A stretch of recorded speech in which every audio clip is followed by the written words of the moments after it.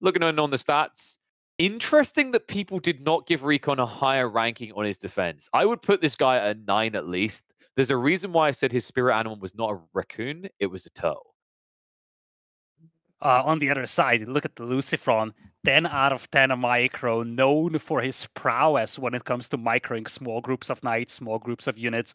And I think we could be seeing a lot of that going into this set. Yeah, he's absolute legend for it. Like, LucifroN has consistently, since the release of the game, been a top 3 micro for me. There's never been a moment of hesitation in my brain about that. And his aggressiveness, that hits true. He's not a 10 because he's not the type of person that frequently all-ins you, but what he is he's an aggressive raider, which is why I think 9 is a fair number. I'd reserve 10 for someone who literally just selects Control-Shift-A and sends everything into your base. That's not LucifroN. He's a bit more calculated in his approach. Excited to see what I can do, though. I think we're almost ready to kick off the series. Before we do, shout out to the people who have been giving the subs. I saw Johan with a 10. Keep them coming. Keep the support coming. And we're going to keep the games coming as we move into our final series of the day. LucifroN versus RecoN in a best of 5. We take the Gorge for a Roos versus Jean showdown. We have seen this matchup a couple of times today, KP, but it's more about the map rather than the civs in this one.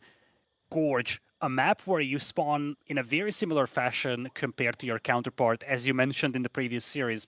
If your gold is on the front, then so it is for the opponent. But more importantly, the players only spawn with one safe gold deposit, and that opens up a lot of opportunities for early aggression, like we've seen in the previous series. And like, what I'm really kind of eyeballing here is the fact that RecoN went for the double scout. Like, he actually reacted to the Roos play. It's annoying that you have to do this. It's also more annoying than usual for Jean specifically, because it's not just you're looking to deny equity from the Roos. You're essentially taking it off the table for yourself. That never feels good. And also, because he went for the 2 scouts, because he was forced to, it means it's more difficult to go for that Rax opening that we've seen before. Add in the fact that the Roos usually don't care about the gold, and all of a sudden you're just going to have a very vanilla opening for the Jean.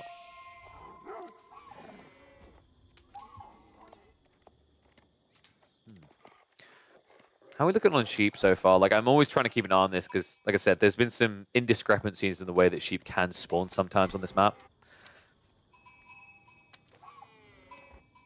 I'm seeing like this, I'm hearing a lot coming now, so someone just started to hit the jackpot. I think it was LucifroN down the center near the Sacred Site, so he just yoinked about 5 sheep there. You're noticing that RecoN is spending a lot of time in the corners, which means he's yielding less from the map. Yeah, this has me a bit worried. He did get, there you go. So he got the ones in the center. That's important. Typically, like 4 to 5 sheep spawn in the middle here between the Sacred Sites and the edge of the map. So glad to see both players did ID that and play towards that area.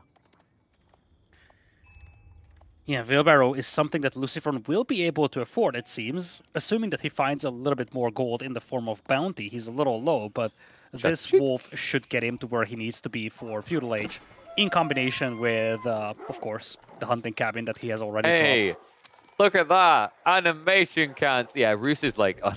how did Roos subtly become buffed in the expansions?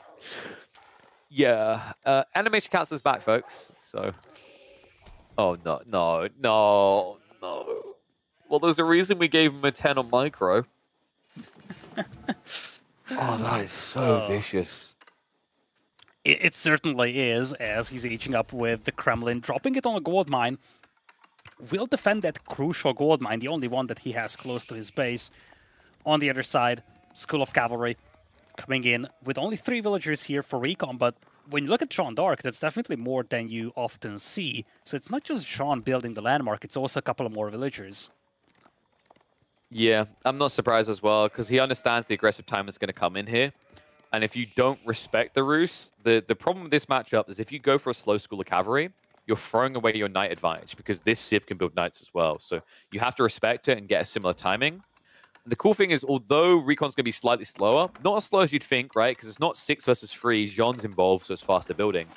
The other difference that's going to matter here is you're already going to have your stables, and you're going to produce the knights quicker than the Roos can. So Jean will maintain that edge. It's going to be an important one, because I imagine he's going to want to rush down this board to make up for the XP loss elsewhere. I'm curious how LucifroN is going to approach this game here. I feel like he's got a lot of options. And I think, based on what we've seen in the previous game or the previous series even, a defensive approach could work very nicely, especially because you've taken away a lot of that experience from Jeanne d'Arc. So you could have this mindset where you play a very condensed base and just try to force engagement out of Jeanne underneath your town centers, your towers, and force those engagements to be costly. Force every little bit of XP that Jeanne gets to be costly for the Jeanne d'Arc player. Yeah. And I think like it's important to kind of highlight the animation canceling there, because I know it's like a hot topic right now. Honestly, you kind of have to allow it. It only affects scouts from what I recall. And the problem with it, like trying to like enforce rules around it, is like how do you disassociate accidental play with intentional? You just can't. You really can't. So it's like it is kind of sucky element of play right now, but it's something that like just exists in the game in general. We have to accept it.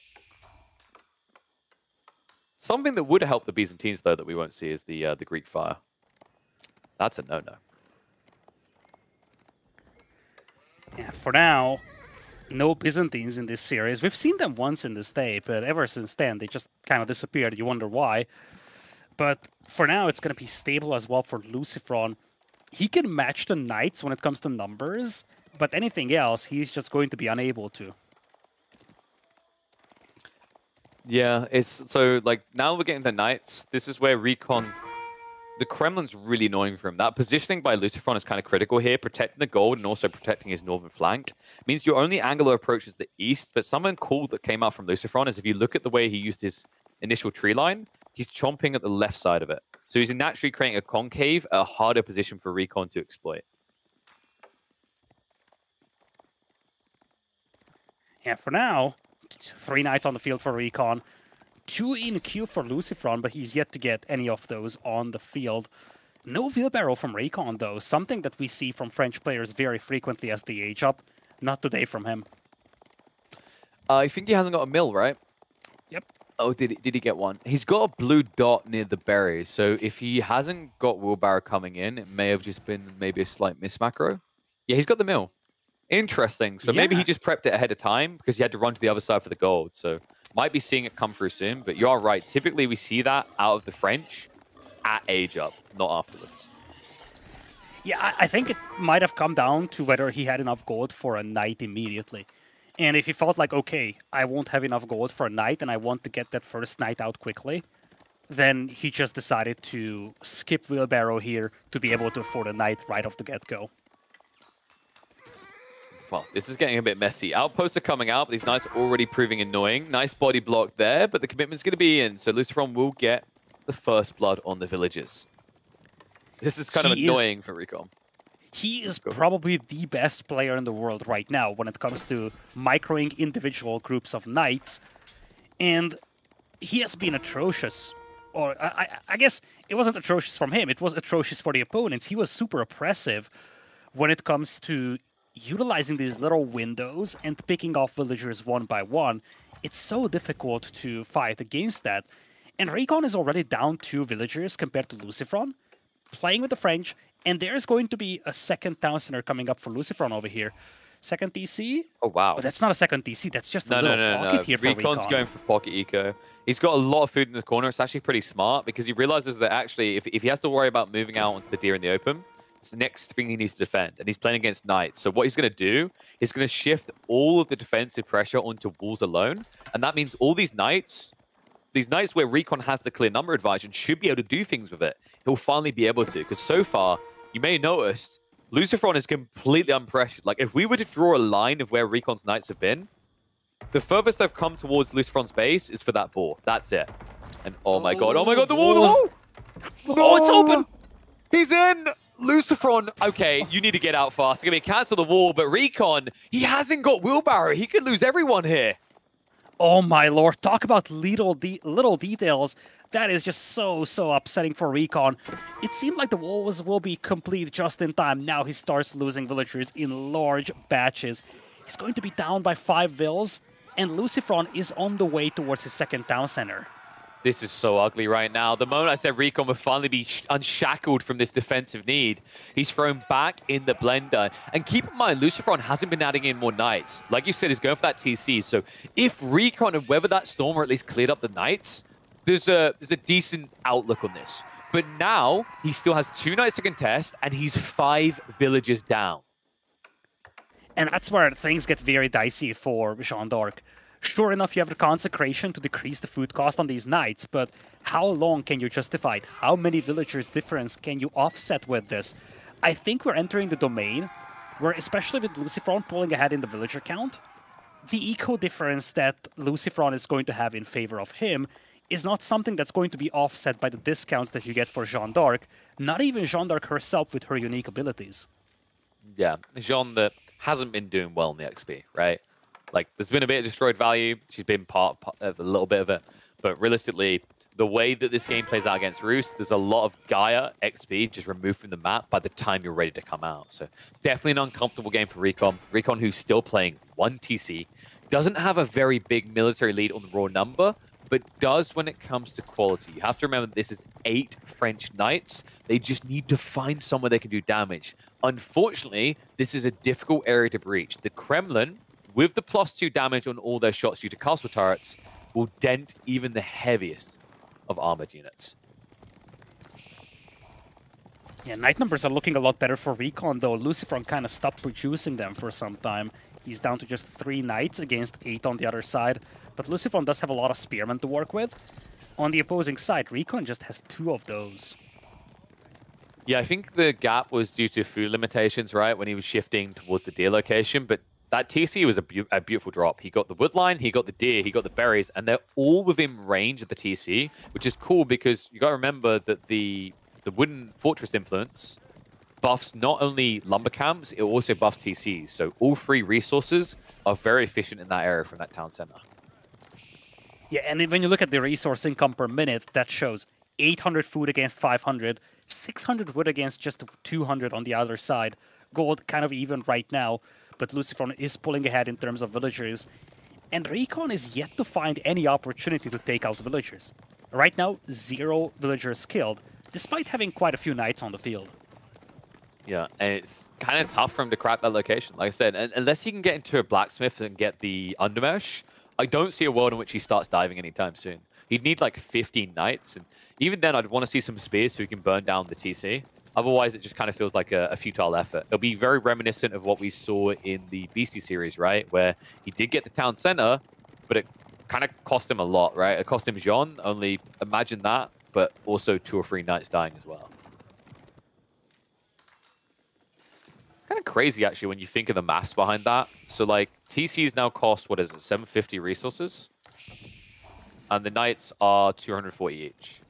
So comparatively, losing 3 knights is comparative to losing a TC in terms of raw numbers, right? The resources are kind of more rare, but it's still kind of an interesting way to break down what is or isn't a good trade. Yeah, and speaking of trades, there's the high trade house coming in for LucifroN. Not the best spot ever. Obviously, it's difficult to find a good spot for it on this map specifically. But he's going to beat his opponent to Castle Age by a tiny bit. RecoN himself banking up resources for Castle. When you say a tiny bit, has someone ever told you you're only an inch smaller than someone and you're actually a foot?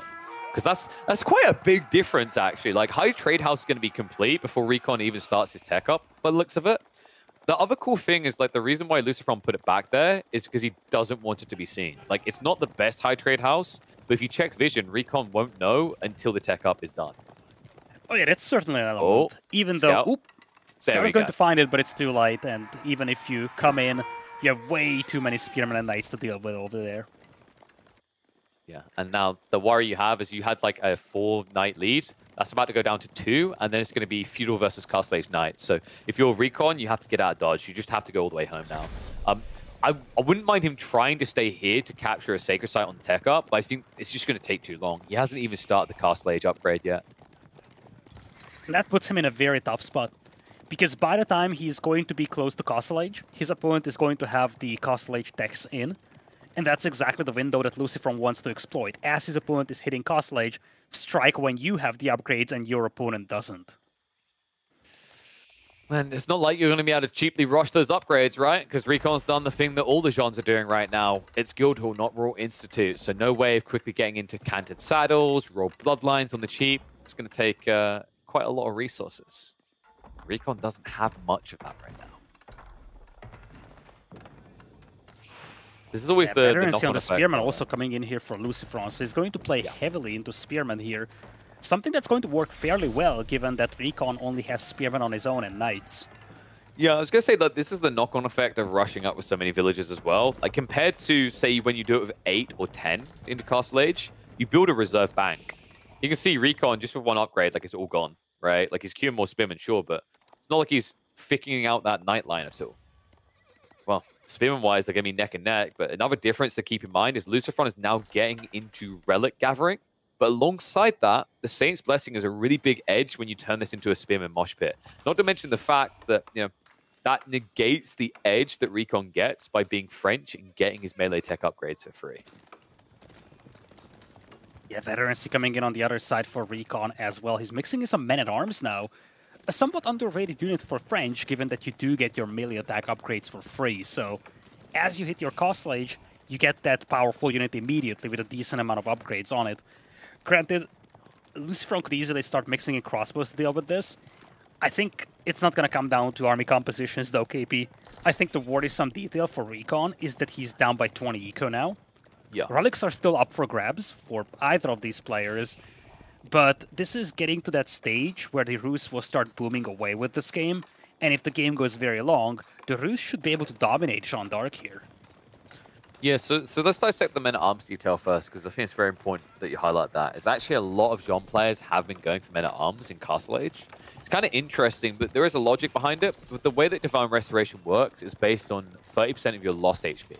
Men-at-Arms tend to kind of like get dented in melee fights, but they don't insta-die.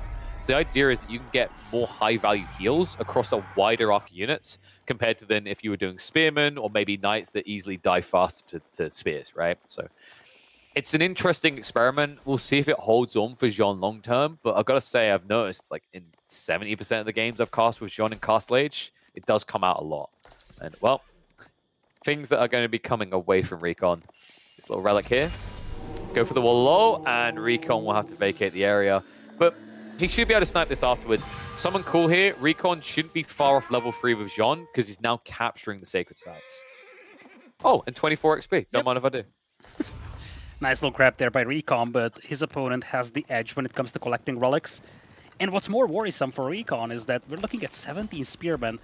He's got a lot of Men-at-Arms, but Men-at-Arms take time until they take out the Spearmen. And the Spearmen will just make minced meat out of those Knights. Now, granted, Jeanne does have level 3 here, and she does have the champions called upon as well. While it gets yoinked away to the north, looks like it's going to be dropped, and LucifroN is just going to reassess things over here, falling back behind his walls. That's kind of tough, actually. That might have been the best time for LucifroN to try and take a direct fight, because Jeanne, he knew she was on the opposite side of the map, but he didn't want to be caught in the tail end with her getting in range and being fed a lot of XP. So just fully backs away for the time being. Realizes I can still get this relic afterwards, but RecoN is starting to ramp up. He's now getting into monks himself. There are still 3 relics to play for, and actually 2 of them are already on the way back to RecoN's base. This third one is going to be hotly contested by both sides. Yeah, RecoN doing a nice job catching up on the relics. Not an easy thing to do when you're so much behind in Castle Age timing, and you're also facing warrior monks. He's able to get a couple of relics for himself. Looks like the final one will be secured by LucifroN, using the window that RecoN has given him, RecoN having shifted to the south. This is a really sensible approach to base building by LucifroN. Like, playing up against the French variant, there's going to be a lot of Knight play. So he built all of his farms against the edge of the map. This is a very typical LucifroN experience. He loves doing this because it means the directions you can be attacked from are limited. He does it with TCs, he does it with pocket ecos. He's doing it with his main food sources right now. Bird relic is mine, though, says LucifroN. He's just parked that one in his home. And now we're seeing a wide wrap coming in from RecoN, but this is dangerous. This has been fully walled, so if he gets trapped from behind, it could be curtains closed. A lot of firepower here for the buildings, though. Defensive towers, multiple town centers, some of them even having spring golden placements. There's a lot of Knights coming in, though. Upgrades slowly coming in for LucifroN. Gremlin's on the way. That's now a 10 This army is trapped. Lead. This army is trapped over here with his back against the wall.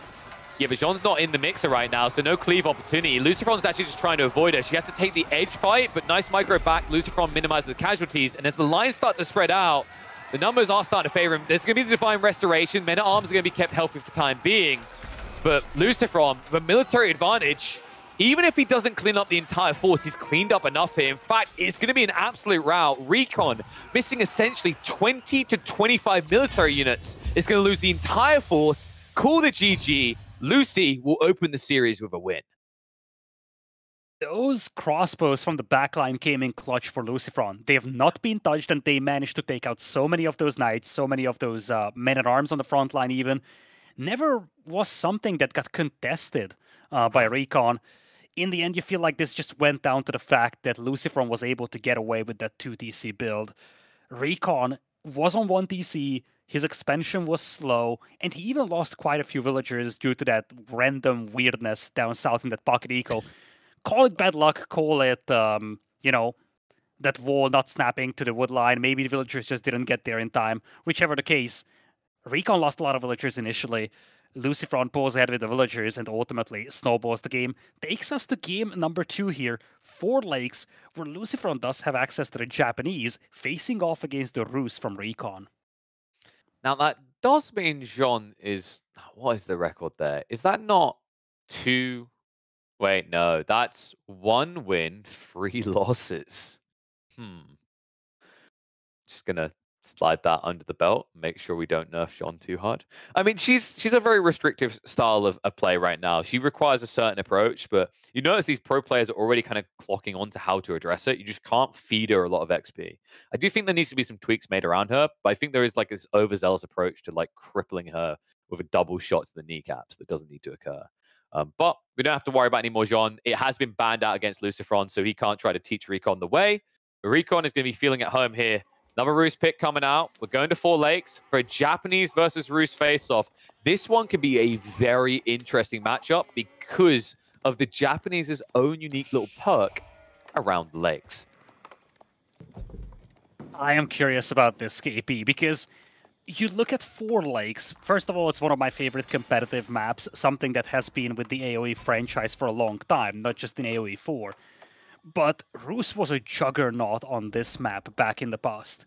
On the other side, you do have a civilization that exploits these exposed docks so well. The Koka Township, the Shinobi play from the Japanese has been extremely oppressive on this map. And the Japanese are in the hands of one of the best micro players in the world, LucifroN. If there's anyone that can get great value out of those Shinobi taking down those docks, it's gonna be him. And the cool thing is the ramp up difference here, right? Is like going multi-docks is easier for Japanese because the entry cost is lower, and that you pay 150 wood, same as Rus, sure. But you pay so much less wood for the fishing boats, right? You can afford 3 fishing boats for every 1 Rus. That's an insane difference right there. Not to mention the build speed as well, that locks your docks into producing for a long time. But something to keep in mind, the Rus can be quite strong for, is if you are late to try and contest their lakes, if you do come in late with the Shinobi, they can just convert a boat, and all of a sudden you have no way of sabotaging those docks anymore. I think that's the big thing here for Rus. They need to be prepared for the Shinobi coming into sabotage. And Rus is definitely one of the civilizations that performs a lot better against that build than some others do. I'm curious how RecoN is going to approach this, though. He's going to war super early. Look at what he's doing. Part of this is to prevent sneaky docks coming up. But I think part of this is also preventing any kind of unit movement nearby. So I think you see the walls that he's building right now, they snap all the way to the lake, preventing units from running past. Yeah, that's pretty interesting, actually. The cool thing about Rus is ever since they changed the cost of the palisades to be the same as normal, this is a more efficient strategy to defend their lake. So really love that RecoN's doing this. We should see LucifroN maybe considering going for like a 2nd lake soon, but my feeling is actually instead he might just be prioritizing a faster tech up. That's the interesting thing about the Japanese. If you stay on just 1 lake, you tend to get a faster fuel age timing than almost any other civ doing fishing. Yeah, you don't have to invest that much into your fishing boats, so your return of investment comes in as more immediate. And when it comes to getting that quick fuel age time, that's obviously extremely valuable. Meanwhile, RecoN's going to be a bit slow, right? Like the whole logic is you're a bit slow to boost up, but you get huge surges. And the reason why the Rus still remain competitive is the absurd amount of gold they can still get. Typically, when they go for like water maps like this, wheelbarrow is kind of fine to be less of a priority, right? If you can't afford wheelbarrow plus feudal, it's not the end of the world. Yeah, it certainly is, especially when you consider that RecoN only has one scout out there. He didn't commit the second scout. So you see he's at 265 gold. He won't be able to squeeze in Feudal Age and Wheelbarrow. But for a one scout build, this is still as good as it gets.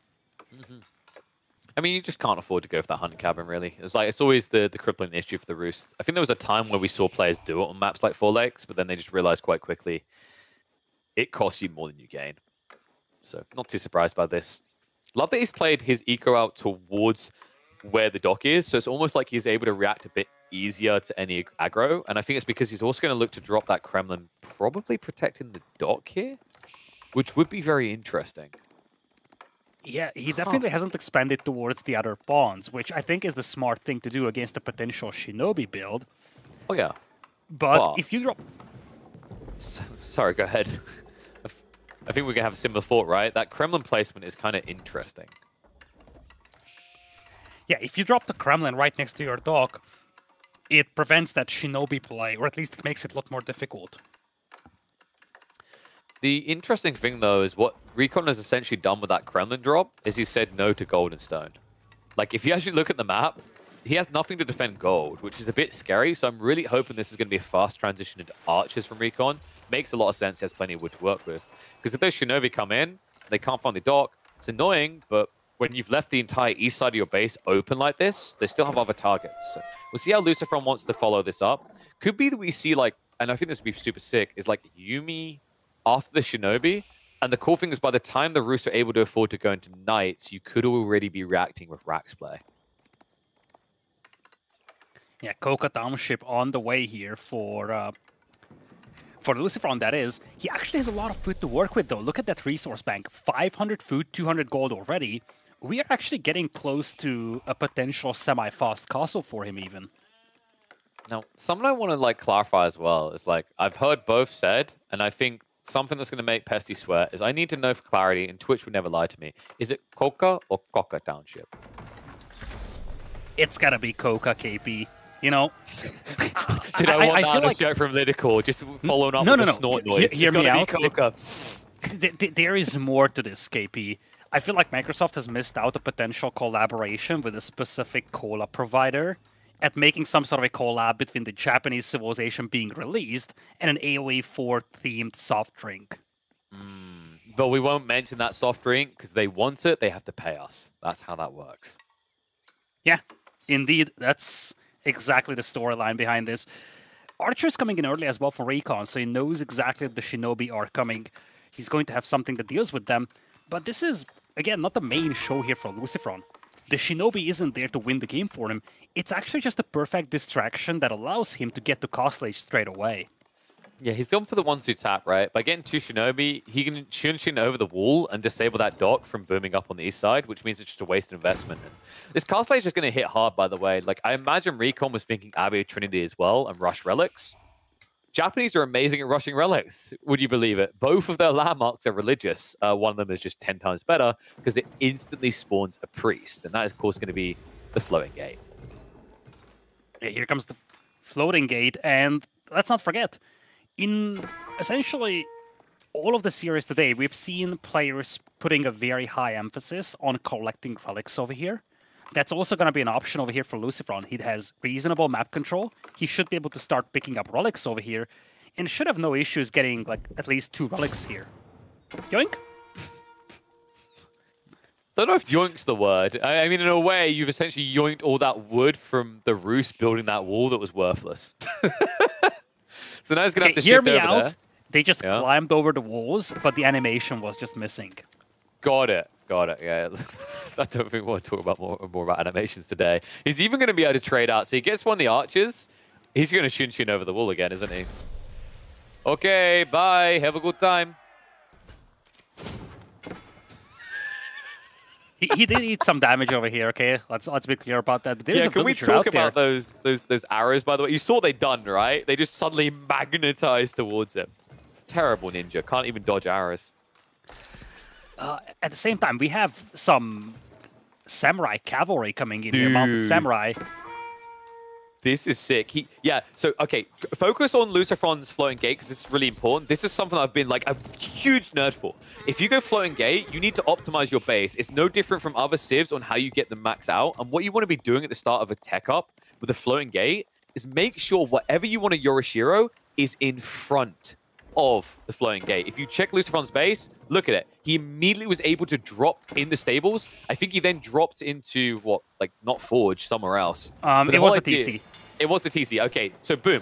It holds true. He put all the things that he wanted to use the Yorishiros on in front. The reason you do this is it means in the first 10 seconds of your castle age, you've already double Yorishiro'd, and then you're running to a relic. Cool read by LucifroN means he's very likely to get 3, if not more, relics on this map. And he has all the map control he needs with those Lancer Samurai. In fact, this is kind of a perfect response to what we have here from RecoN. RecoN invested very heavily into Feudal Age archers over here because he needed something that deals with the Shinobi. But with RecoN investing so heavily into the archers, he just cannot leave his base right now because those knights will just make minced meat out of him. So right now we're looking at a scenario where LucifroN is contesting one of the 2 pawns that belongs to RecoN, at the same time has full map control, and he's starting to pick up the relics already. Now, I want to remind folks that players rated RecoN as, what was that, a 7 out of 10 defensive? Like, will you look at these walls? This is a turtle. Now, it's going to buy him some time. So one downside to going for Samurai, Mount Samurai like this is they are not good torches, right? It's the same with knights. You'd be better off having infantry. But if they ever do break in, it's going to be an absolute catastrophe for RecoN. RecoN, who has got the high trade house coming, it's not going to be the highest value one. And as you said, he's getting contested on that Eastern Lake, and we're already seeing Springle chips coming out for LucifroN. So pressure mounting on the Rus. Indeed. Pressure coming in here, Warjunks harassing these fishing boats. At the same time, LucifroN, he is bringing in relic number 2 only. So he's definitely giving a window for RecoN to catch up and maybe at least secure 1 relic for himself, maybe 2, but that's a transport ship, KP. LucifroN, cheeky as ever, he's going to smuggle these units past the walls, and he's going to be right there inside the enemy base. Dude, that is so sick as well, and RecoN, wait, he's trying to wall this in. This is a panic wall. He needs to get this right. We've seen it a few times today already. Even against RecoN specifically, he needs to get that final slab.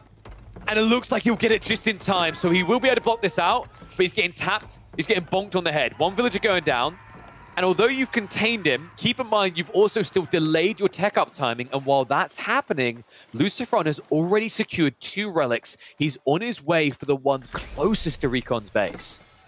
Now, if the transport can't get the Lancers out of here, that's a little problematic for LucifroN. 2 villagers. He's going to get the vills.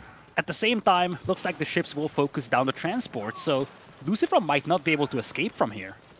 I think he can. Like it's half HP. Bye! Have a good time. Yeah, he barely gets away. RecoN was focusing on the combat ships on the opposing side. He didn't focus down the transport. Now there's a demo ship coming in as well. LucifroN! Dude, LucifroN has just built diff. I mean, you're on a water hybrid map. I think RecoN knew this was going to be an uphill battle, but I don't think he ever expected this. We know how good LucifroN is with the micro, dodging arrows as well with that demo ship, but everything is just falling into his hands right now, you see. Now Town Center upgrade is coming in, so Uma Bannerman will become a reality very soon. And when that's the case, we're looking at 10 samurai on horses already, supported by an Uma Bannerman. That is just a grim setup for RecoN, confined into his base, and he's going to be facing 5 relics here. You know, I've been thinking about this, right? Like, you've got Mounted Samurai and regular Samurai. I'm wondering if there was ever a moment in design where they had the Samurai, like, have a horse, and then when it dies, they become a normal Samurai. Now, that sounds very broken, but... You say that, but that's a thing in AoE too. Okay, I've seen it in other games, so like it's a thing in Stronghold games as well. I reckon they tried that once upon a time, and Jesus, that's just a wipe of the spears. Ooh, get back in your pen. The Deflective Armor is coming in clutch over here. The first hit against each of those units, whether that's a Spearman hit or a Crossbow bolt, that gets cancelled out, means that LucifroN takes a lot less damage than he would with other units, like let's say Knights. It's a tough one. Like, you have to basically micro in a way that all your archers shoot an independent samurai, and that's just not going to happen with A-clicks, and it's just too much to ask. And check this. LucifroN is now seeing the comp. Perfect read. Spam Yumi here. They move fast, they produce faster than regular archers, and RecoN, everything he's built right now gets countered by this unit. Not only countered, but because they move faster, if you ever retreat, they can keep pace with you. Cool read. It's not like the Lancers can do anything at this point. RecoN is fully walled. So best thing that LucifroN can do is make a unit that actually shoots over those walls. Those skirmish on both of these spawns over here. Demo's moving in from RecoN. Could get a nice hit on these war junks. Closes distance. Hits one, sinks one, but he cannot take out the second one until the second demo comes in. RecoN striking back here with some good micro on the water. Nah, really well played there. Like, he had to try and rope this back in because he was losing control of one of his own lakes. So he will clean up, but need to be kind of aware of just how much resource you spend on this. Meanwhile, your opponent has 2 fishing ponds. He's unharassed. He's got an eco lead. He's actually getting to a point where he has too much food and doesn't know what to do with it. And you know what they say when you have too much food and don't know what to do with it, LidaKor? You don't feed the world. Into Imperial. Exactly. Especially when you consider that Japanese don't have keeps in Castle Age. There's a lot more legitimacy when it comes to going into Imperial and unlocking that keep for yourself. And, well, at this position, really, like, what else is there for you? He could try to break the base, but you kind of break your face doing so. I think the cool thing what LucifroN's doing here is he's not engaging. So he knows what RecoN's comp is, because it hasn't changed, right? It's crossbows, spears, archers. All he needs now is for RecoN to come out. If he tries to break into the base, he's going to reveal the Yumi, and then RecoN can get mangoes. If he waits for RecoN to come out, he can wipe the entire army. RecoN has to come out, because the sacred sites are capped. Here's the thing, LucifroN has all 5 relics. Why should he hurry? In fact, he has even both of the sacred sites at this point. And one of those sacred sites are very close to his side. It's difficult for RecoN to contest. The other one is kind of in the middle of nowhere. But RecoN is going to have a tough time challenging either of those sacred sites here with how little map control he has. Oh, wow. So he reveals the Yumi, but just look how quick they are. Sniping down a few villages. And the other thing is, with this many of the Umas plus the Knights, he's going to be able to break through. Like, those amount of Samurai, 20 of them, it's a lot of torch damage. And you can already see RecoN wasn't ready for this. He's trying to prep men-at-arms. He doesn't have a Siege Workshop yet, so no Mango to counter this. Spears now being baited in. And it's so annoying, actually. Like, Yumi are really underrated. They're a weird unit to use right, but their movement speed allows them to choose engagements more desirably than any other ranged unit. The crazy thing here for LucifroN is that he does not need to engage this. He's still engaging this because he finds an opportunity, but he's more than content with the status quo right now. Mango's finally being produced, but it's not here yet. In the meantime, LucifroN is getting really good trades. Remember, with the Steel Arrow plus the Bannerman there, the damage is comparative to normal archers. They're not that much worse off, but they're a lot cheaper, a lot faster, and they produce faster too. And now the commitment comes in. The Samurai Warriors have had enough of waiting around. They want to have a bite at the meat. RecoN with only 6 spearmen left, looking like he's about to fold. Crossbow line now also exposed. Mango is going to get a wall up against the Yumi, but it needs a follow-up, and it's not going to get it for free. Crossbows have to retreat to the choke point. Archers now splitting up and looking onto the villages. And behind this, LucifroN doubles down. All of his troops are heading across the map. Imperial Age is not on the menu. He doesn't need it. Game 2 will go the way of LucifroN. He already finds himself on match point and is already working hard to make sure the Japanese do not get buffed. A decisive series so far by LucifroN. Really, he has done some masterful moves in this one. And it's not like RecoN is a pushover.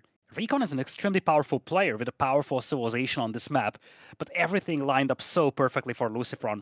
Using the Shinobi to bait out the archers, even getting good value from those Shinobi, and then using this as a diversion, making sure that he can get to Castle Age, secures all 5 relics, gets a respectable amount of samurai on the field, and once he had enough samurai, mounted samurai those were, he supports them with Yumi, just breaks through the walls, and eventually steamrolls RecoN here.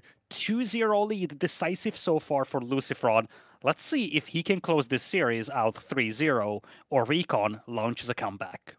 Yeah, I honestly think that they're going to end up nerfing the Yorishiro landmark, the Floating Gate. It's a really strong one right now. Like, the thing with the Floating Gate that makes it kind of a bit of a predicament is that right now, one of the big issues is the alternative landmark sucks against almost every Civ but Order of the Dragon, and you don't need it against Order of the Dragon because Order of the Dragon kind of suck.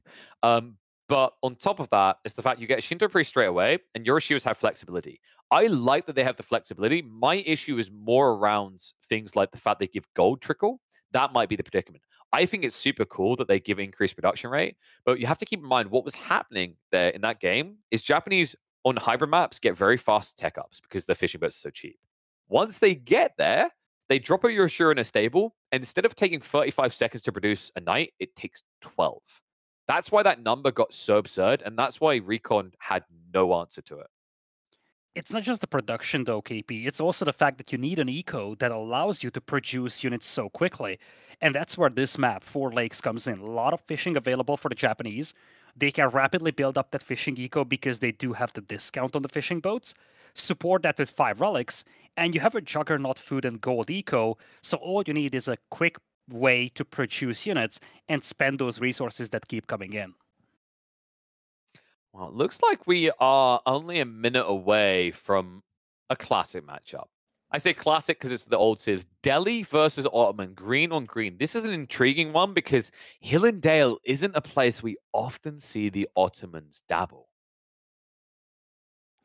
Yeah, it's not a classic matchup when you look at the combination of civilizations with the map. Probably a lot of mind games going on over here. We've actually seen Delhi facing off against the HRE in one of the previous sets. And I'm actually wondering if either of these players contemplated picking HRE, or maybe the opponent thought that they will be picking HRE. So they pick Delhi to try and respond to that.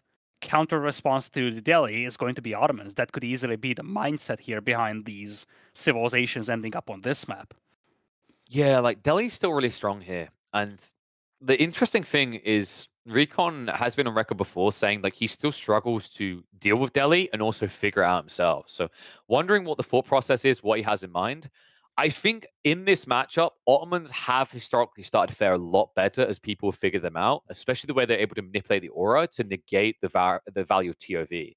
And I do think Sapahi can strike out an advantage over the Ghazi at scale because of that second wave stabbing in. But we'll see if it gets to that.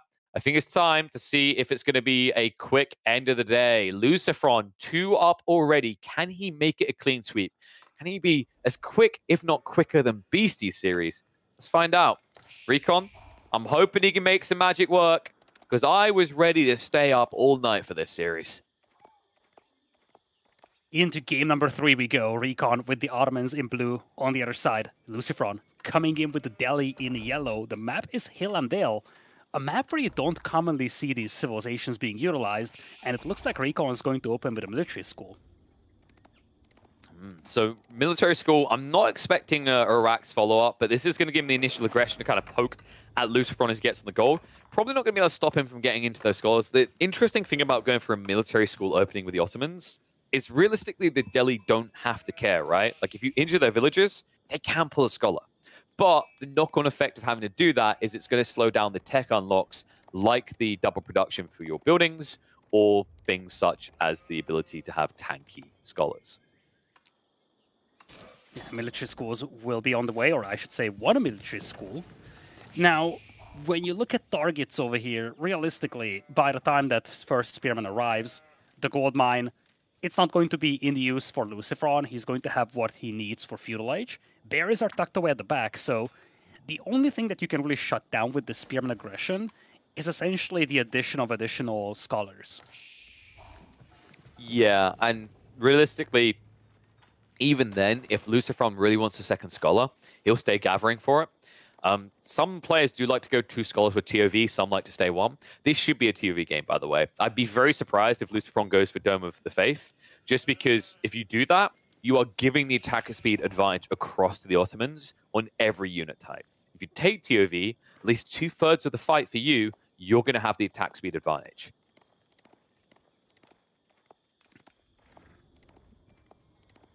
So, looking at the scouting patterns, like how many sheep have we got as well? Because the interesting part is both of these civs can kind of shrug about sheep to a certain extent, because one goes on berries and one gets berries. But looks like it's going to be 8 on the side of LucifroN. RecoN, imagine he's up at like 7. Okay, yeah, 7, 2 spare afterwards. So looking really good for him. TOV is going to be the operandum here, so no surprise there for the Deli. I'm wondering, there's no realm in which RecoN does Sultani here, right? I would be shocked, but it would not be unprecedented. We've seen RecoN playing around with trade builds before. You talked about this when we had the Mista series, that Mista and RecoN in particular are players that love to play around this trade build. And I also think that for RecoN, he needs to pull a bunny out of his top hat at this point, simply because playing conventional did not work against LucifroN so far.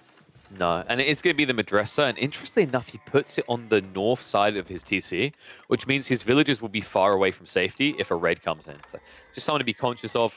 Also, he's set up his military school in this area, so like a very condensed backside. He's not going for that full production, so realizes he might be able to have to rather forfeit some grounds. Usually when I see a player set up their military school, set up all their production behind their TC as the Ottomans, it suggests they're looking towards Castle Age. I have to see if that's the way it plays out. I think there is a line you can run as the Ottomans where you can get Castle Age in time to contest the map, even if the Delhi do rush the sacred sites.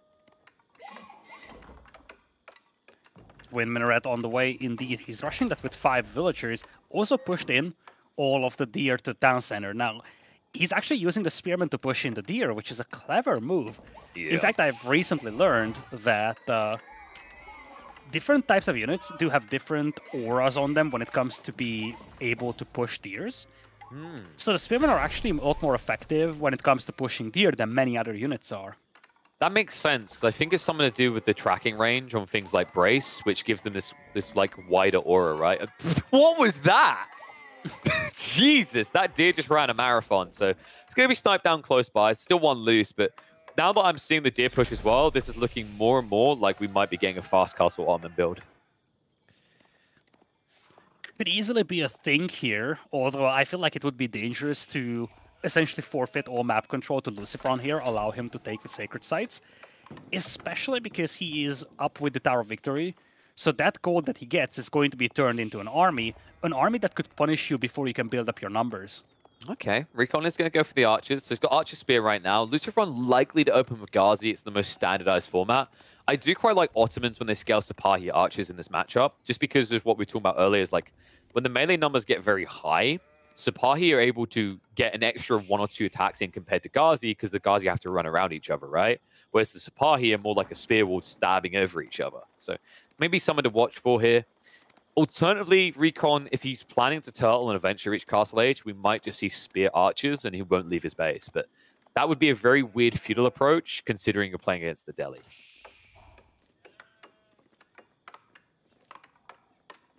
Yeah, for now, not much of a map contested from either of these players.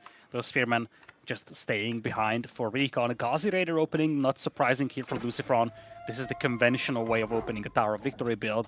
And then you eventually pivot into a massive flood of archers. Blacksmith also in as well for LucifroN, so he has already started getting the Undermesh upgrade. Yeah, always the benefit with the Delhi, right? He did move the scholars across into the production building, so he's not getting an increased research rate, but that's usually why we eventually see the double blacksmiths. The funny thing is RecoN, even though he got the blacksmith early, or you tend to get it early for the military schools, a lot of the time we don't see Ottomans necessarily rushing those tech ups unless they're prioritizing archers. Right now, RecoN has this very weird kind of I don't know yet build, where he's got 3 spears, an archer, and now is building a Sipahi. So doesn't feel like he's seen enough to make a choice yet. And we're seeing RecoN wall himself in again now. I'm praying, I'm hoping this is because he's planning to go aggro play and he doesn't want to have to defend. If this is similar to the Roost game where he stays in his base, LucifroN will exploit that to the fullest, especially with the Delhi. Now, Ottomans like to just take the game into a longer stage, that mid-late Castle Age. We've seen that in some of the previous series. That's where they can really start leveraging their military schools and the Janissaries. However, as you highlighted, just in the previous game, we've witnessed how exploitative LucifroN is when it comes to using the fact that RecoN isn't expending. And here it's going to be even more so true. The moment Sanctity comes in here for LucifroN, he's going to have the sacred sites. In fact, that's going to happen in a moment. He's going to use that gold potentially to age up to Castle Age, and if RecoN isn't going to contest the map, not only will LucifroN have the sacred sites, he's also going to have the majority of the relics. Yeah, this is kind of a problem that I'm seeing with RecoN the way he's played this entire series. I think he tried to be the aggressor in the first game, but since then, he's just defaulted towards showing maybe a bit too much respect to LucifroN, if that makes sense. Like, this is RecoN, who in the last few months has tried to come out of his shell. We especially saw that in Empire Wars, where he was an aggro player. But it almost feels like now getting the EGC finals, at least with this series, he's gone back to his comfort zone, which is turtling. And the issue with that is RecoN hasn't done enough aggressive games yet to convince people he's anything but a turtle player. So a player like LucifroN, who's one of the best in the world, playing a strong Civ in this matchup like the Delhi, is going to milk that to the maximum. In fact, I think right now he's rushing for all the sacred sites. Don't expect him to immediately rush Castle Age the same way, but the way he's scaling Ghazi means that if RecoN's opening is going to be Men-at-Arms, it's not going to be that effective. Yeah, this is a problem that RecoN is facing. Even if he gets to Castle Age, he opens Men-at-Arms, he opens Lancers, Ghazi Raiders respond to that perfectly. Your power spike, quote-unquote, with the Ottomans gets eliminated by the Ghazi Raiders. And by the time you really start building up your numbers, you are probably facing LucifroN and Castle Age as well. And I agree with you on this one. I think the issue here for RecoN is that normally, dragging the games out often work out to be the good setup, especially when you play Ottomans. But LucifroN just shows that he's playing an insanely high-tempo early game, and he's punishing very defensive builds in this early mid-period of the game.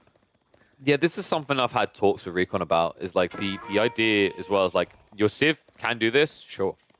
But if you do it every game, the implied odds are there, right? So like, instead of you just trying to bait your opponent, trick them a little bit, something like what we saw earlier today from Mister, you're doing exactly what he expects you to do. And that is very easy to counter. Like, we are talking about a game that is fundamentally built on the idea of information into counters. What you've allowed LucifroN to do here is know the counter without actually having to invest anything in finding it out, right? That's a dangerous thing to do against a top 5 player. And now RecoN lost his only scout out there, has to make a new one to have any kind of information. Right now, he's completely deprived of his vision, completely confined into his own base here. And LucifroN, he didn't just take those sacred sites, he started walling those in.